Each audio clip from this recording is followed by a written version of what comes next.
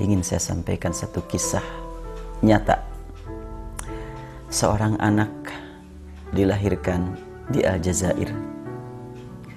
Sudah 1 tahun belum bisa bicara, 2 tahun juga belum bisa bicara. Pas menginjak 3 tahun ternyata mulailah lisan bergerak, dan yang keluar dari lisannya adalah wadhkur fil kitabi Maryam idzin tabadat min ahliha makanan syarqiyya. Al-Quran yang keluar dari lisan. Itulah anak bernama Abdurrahman Farih. Setelahnya ditelusuri sebab lahirnya apa. Tentu semuanya itu adalah karena kekuasaan Allah Subhanahu wa ta'ala memperlihatkan ke dunia mukjizat Al-Quran. Tetapi sangat penting bagi kita untuk menjalin komunikasi antara fungsi akal, fungsi qalbu, dan fungsi jasad. Nah, ketika kita bertanya, wajar kalau orang bertanya, gimana sih kok anak bisa seperti ini? Jawaban spiritual adalah Allah menghendaki demikian. Terus usaha apa yang dilakukan oleh keluarga?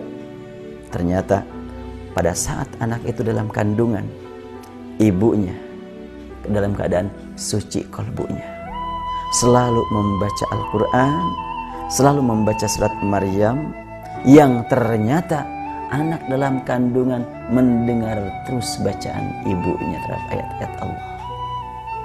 Subhanallah.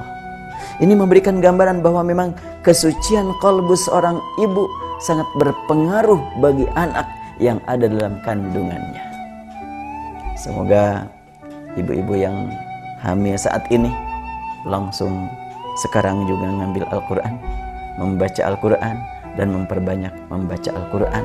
Paham ataupun tidak paham, ngerti ataupun tidak mengerti, selama niat didasarkan kepada mencari ridha Allah.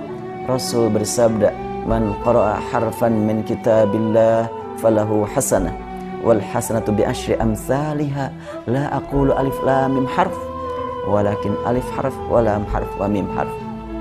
Orang yang membaca 1 huruf dari Al-Quran, Allah sediakan nilai kebaikan yang dilipat gandakan menjadi 10 kebaikan.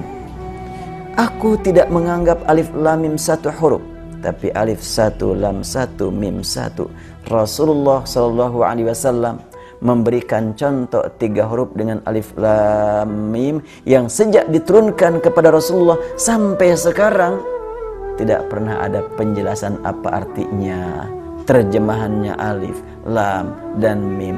Ini memberikan makna bahwa membaca Al-Quran disertai dengan memahami ataupun tidak, selama niat semata-mata mencari ridha Allah, ada manfaat pembersihan diri, pensucian kalbu.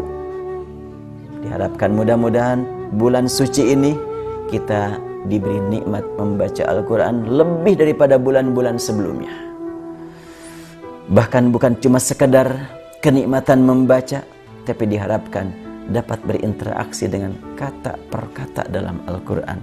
Bila tidak sampai kata per kata, adalah kata yang dijadikan sebagai kata kunci.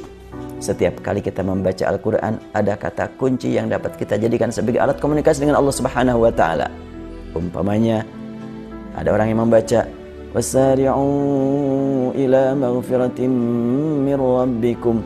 Terdengar kalimat maghfirah, oh ampunan, langsung hati gemetar, ya Allah, aku yang sangat memerlukan ampunan-Mu. Aku yang sangat banyak berbuat dosa di hadapan Engkau. Aku yang sering menyalahgunakan nikmat-Mu. Aku yang sering berani-berani berbuat dosa di hadapan Engkau. Dan selanjutnya, 1 kata diambil untuk dijadikan sebagai alat komunikasi kita dengan Allah. Tadi, anak tadi setelahnya usia 3 tahun mampu membaca Al-Quran dengan fasih. Kapan dia belajar? Sejak dalam kandungan. Itulah tanda bukti kesucian kalbu seorang ibu yang membuat dirinya rajin membaca Al-Quran, sangat berpengaruh bagi anaknya yang masih berada dalam kandungan. Bagaimana buat anak yang sudah lahir? Bagaimana buat tetangga? Bagaimana buat lingkungan? Subhanallah. Itu yang harus kita perjuangkan.